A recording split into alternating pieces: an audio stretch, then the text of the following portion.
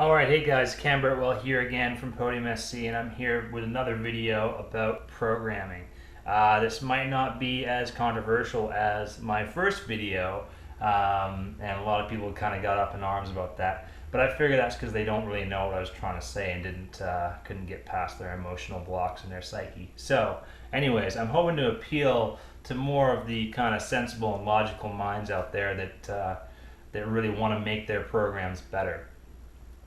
Now, the thing I'm going to talk about today is actually let's say the benefit of having a large pool of athletes on the same program.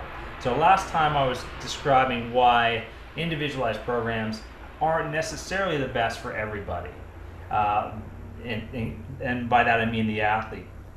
This time I'm going to describe why individualized programming is not necessarily the best for the athletes. It's also not the best for the programmer in terms of actually learning about their programming and evaluating it and making it better year to year. Okay, so let's start with a little bit of whiteboard stuff. Let's say I've got an individualized program mindset. So I have 10 athletes that are on 10 different programs. Okay, so my athletes are kind of 1, 2, 3, 4, 5, all the way up to 10 athletes. So that's my athlete pool, okay? Now these are the programs. We've got program 1, program 2, program 3, program 4, and so on down the road, okay? And when I say program, this is like a yearly cycle of training for these people, just to make it simplified. So each athlete has their own little program here. They're all a precious, individualized little butterfly or whatever you want to say.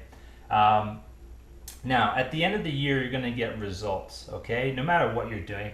Mostly we're going to talk about CrossFit, obviously, because that's what most people care about that I'm sending this video out to. So we're going to get some results. So that we've got result 1, result 2, result 3, result 4, and so on, okay? Now, some of these results are going to be good, and some of them are going to be not as good. Now, it doesn't really matter which ones are good, which ones are bad. It's just that you're going to get a mix of some people that performed and sometimes outperformed your expectations. You're also going to get people that didn't quite meet their expectations or your expectations, okay? But when you have this kind of sequence where you have each person with their own program and their own result, you can't really analyze that program. You've only got one data point for each person. Okay, so let's say, for example, our first person here, our first athlete, they did really well. They had a great year. That could be due to a number of reasons. First reason that the coach and the athlete will want to believe is the program was good. It was just perfectly designed for them. It got all their energy systems covered, all that sort of stuff, and just worked out really well. Okay? Now, counterpoint to that, it could be that this is the first real structured program this athlete's been on. Maybe they dialed in their nutrition. They got a nutrition coach as well. Maybe they got their mental game on point. Maybe their sleep patterns were better. Maybe their family life was better. Maybe their job situation was better. They moved to a new gym. They had better training partners. All these other factors can interplay between the athlete and the program and the result. If you had a bad result, let's say our person number 2 here had a bad result, it could be that the program sucked. It could be a bad program. Or it could be, all those positives that I listed for that first athlete, maybe those weren't in place. Maybe this program was the right one for that person had they dialed in their nutrition, got their sleep patterns right, all that sort of stuff. You won't really know. All you'll know is that at the end of the year, the result was bad. The athlete's unhappy, you're questioning that program. Okay? So you're going to get a mix of good and bad results. That's just the nature of programming. But you can't draw any conclusions in terms of actual info because each one of these people is an individualized experiment. There's so much variation in their individual lives outside of the program that they might do 4 hours a day. So that doesn't give you information really to move forward with that's concrete, and you can be confident that you're actually making the right decisions. Now, let's just take this off here with my handy little mini erasers. Okay. I've got the same pool of athletes. Let's say I have 10 athletes here, and they are on the same program. Okay? So their input is the same. We have P1 instead of P1, 2, 3, 4, 5, 6, and so on. Okay? They're on the same program. Granted, it's not going to be perfect for each person, but we're doing one program as opposed to 10 different programs. So, by nature, the way humans work, first of all, the coach puts a lot of input into this program.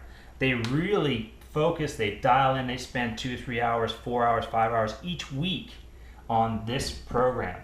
If you've got 10 programs to run, you can't really do that unless you don't sleep and you don't care about your quality of life. And there are coaches out there like that, but most of them are not like that, okay? So you've got one program for these 10 athletes. At the end of the year,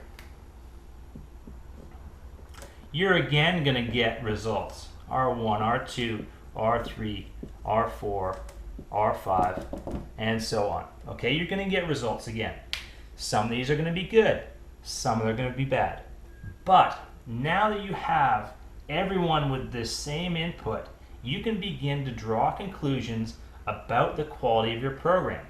What I mean by that is, let's say as a group, they did really well on gymnastics. So we got a check mark for that. They did really well in the gymnastics workouts that they encountered throughout the year, including the Open and at regionals. Okay, they did really well. Some of them didn't quite, didn't do that awesome because that's just the nature of things. But as a group, let's say 8 out of these 10 people fared really well in those gymnastics workouts. On the converse side, let's say they didn't do very well with, to make it really simple, deadlifts, right? Let's say, heavy deadlifts came up in the Open and also at regionals, and they didn't do that well as a group on those workouts that features heavy deadlifts. This is to simplify things, of course. Now, there might be 1 or 2 people that did well because they had a strong deadlift to begin with, and you're just naturally freaky strong. But as a group, your people didn't do that well. Now, what you can say is, okay, you know what? Let's keep the gymnastics focus. Let's run that whole year of programming again. Keep that same volume here, and then we need to look at this. We need to address this and maybe a couple other things. So I can take that program that I know generally worked for this but didn't work for that, tweak it slightly so that we can cover this while still maintaining that, and then we can move this group forward with confidence, knowing that they're going to get better. I have that confidence because I have this large pool of athletes, and all of these kind of individual lifestyle issues kind of get almost erased, right? Because we're not dealing with an N of 1, we're dealing with an N of 10.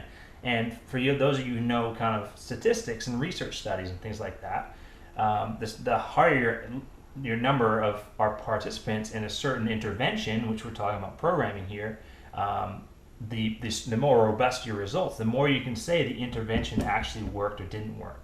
Okay?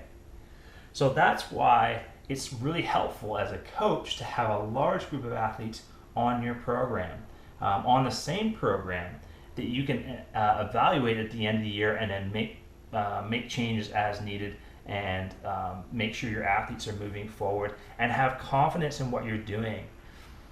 It's also a much more time efficient way to go about it than having 10 different experiments running at the same time. So that's what I got for you guys today. Something to think about. I'm sure there'll be some responses to this, but that's the way my mind works, and that's how I think it's a logical and sensible way to approach programming for athletes in general, and also obviously for CrossFit. So thanks for watching. Cam Burtwell for Podium SC, and we'll see you next time.